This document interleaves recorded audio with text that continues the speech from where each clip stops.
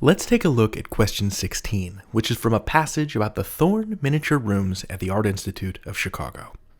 The couch and chairs are in keeping with the style of the time. Covered in luxurious velvet, they are characterized by elegantly curved arms and legs.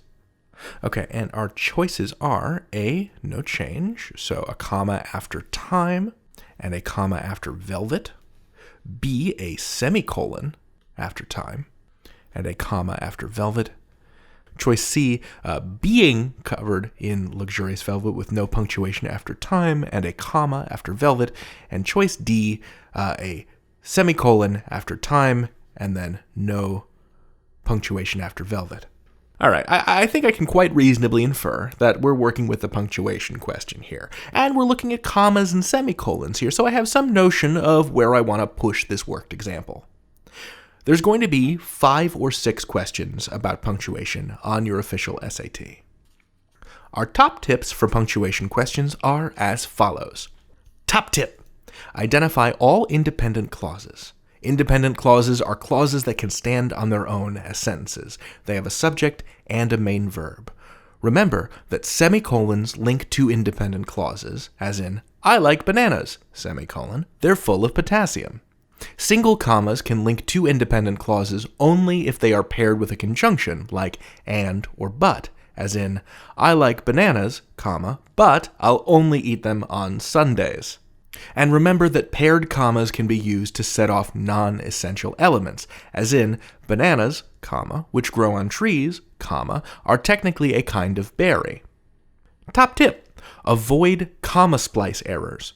When only a comma is used to link two independent clauses without one of those conjunctions like and, but, or for, it results in a comma splice error, which isn't grammatical. An example of a comma splice would be, Teddy likes bears, comma, he has 32 in his collection, and both of those clauses are independent. Both Teddy likes bears and he has 32 in his collection are independent clauses, so a comma is not sufficient. Think about these tips as I take us back to the question and give you some space to pause the video if you want to solve this one on your own. Okay, let's do it together. Okay, the couch and chairs are in keeping with the style of the time. Okay, that's an independent clause. What's our subject? Couch and chairs. What's our verb? Are. Let's keep going. Covered in luxurious velvet. Okay, this is an interesting phrase. What is it describing? The time, the style.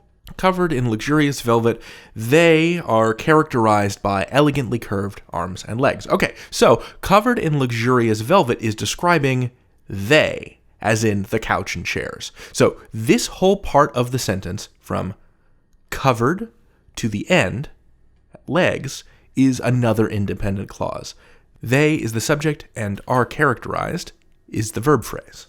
So now that we know that we're dealing with two independent clauses, we know that we need to find a choice that either uses a semicolon or a comma with a conjunction to combine them.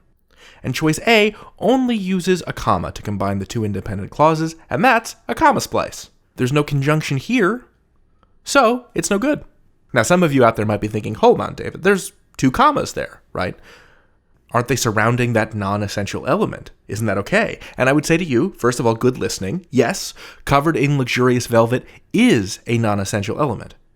Okay, so one way to check whether the paired commas are working correctly to set off a non-essential element is to cross the element out and read the sentence through without it. So here we go, I'm going to cross out covered in luxurious velvet. The couch and chairs are in keeping with the style of the time. They are characterized by elegantly curved arms and legs.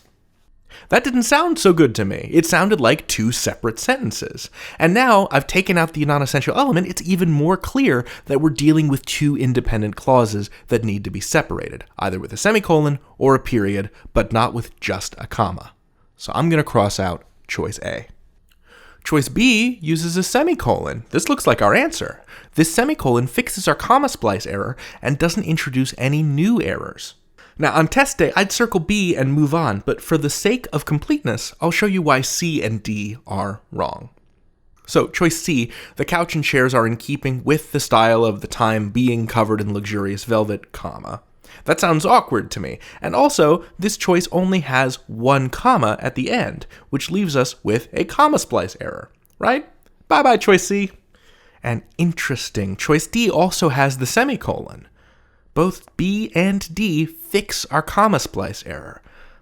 The only difference between them is the comma after velvet in choice B. So what does that comma do, and is it necessary? So we saw earlier that this phrase, covered in luxurious velvet, is describing they. It's a non-essential phrase that needs to be separated from the rest of the clause with a comma. So it turns out we do need this comma. And that's why choice D is wrong, and choice B is our answer. Let's review the strategy here. Check for independent clauses. How many are there, and what punctuation makes sense to join them together? And then avoid comma splice errors. Practice recognizing those pesky comma splice errors. If you see two independent clauses joined by a comma, fix the comma splice error by changing the offending comma to a semicolon or a period. Colons and dashes can fix them sometimes too. You can find colon and dash rules in our article on punctuation. Review your punctuation rules and you'll be golden. Good luck out there. You've got this.